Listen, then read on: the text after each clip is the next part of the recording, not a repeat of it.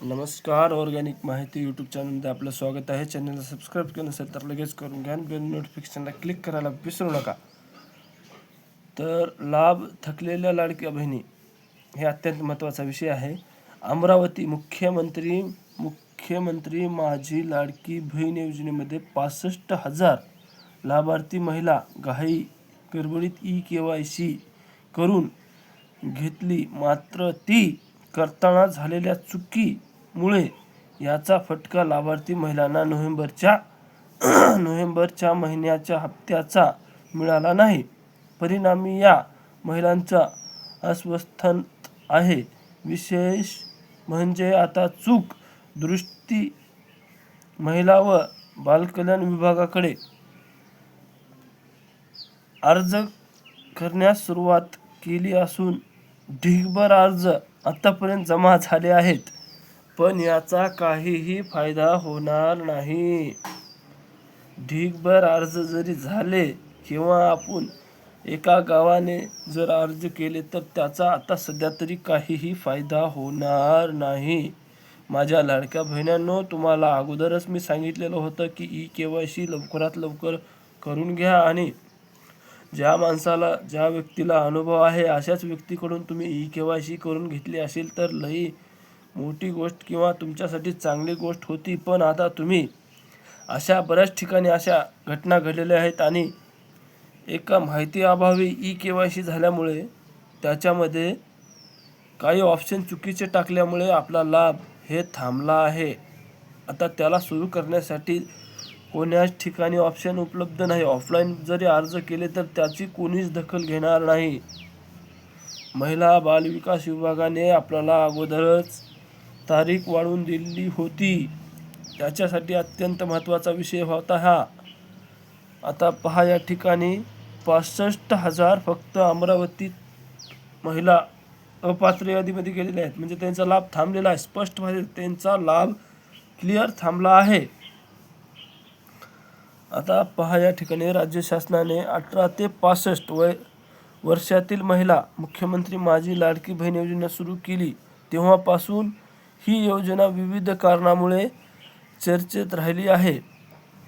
या प्रामुख्याने सरकारी नोकरी करणाऱ्या महिला तसेच पुरुष सुद्धा बनावट कागदपत्र आधारावर लाभ घेतल्याचे उघडकीस आले होते. दरम्यान शासनाने एकाच कुटुंबातील 2 व्यक्ती तसेच 4चाकी वाहनधारक नावे वगळण्यात होती. असे असते तरीही मध्यंतरी सर्व लाभार्थी महिला KYC आणि आधार प्रमाणीकरण बंधनकारक केले होते.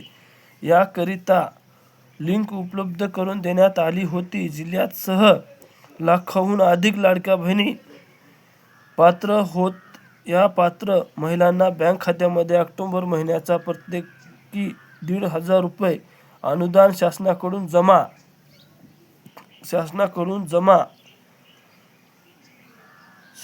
जमा करण्यात आले होते. मात्र यानंतर KYC अनिवार्य करण्यात आली. याकरिता देण्यात आलेल्या 31 डिसेंबरची मुदत बहुतांश लाभार्थी महिलांनी KYCच झाली नव्हती. त्यामुळे अनुदान जमा करण्यात अडचण ठरली आहे. KYCची लिंक सध्या बंद आहे. हे महत्त्वाचा पॉईंट आहे.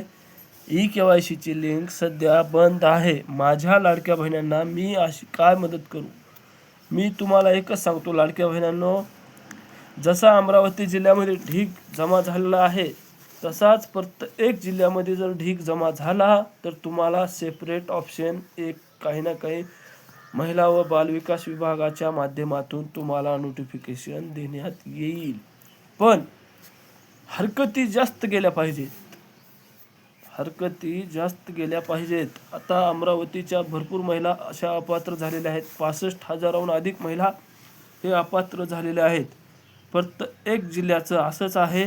त्याच्यासाठी महिला व बालविकास विभागाकडे जर हरकत गेली, ऑफलाईन अर्ज जर जास्त आले, त्याच्यावर जर महिला व बालविकास मंत्री आपले आदिती तटकरे यांनी जर विचार जर केला तर एखादी त्या महिलांना त्याच ठिकाणी किंवा त्या अधिकाऱ्याच्या माध्यमातून ई-केवायसीचा ऑप्शन एक उपलब्ध करून देण्यात येईल.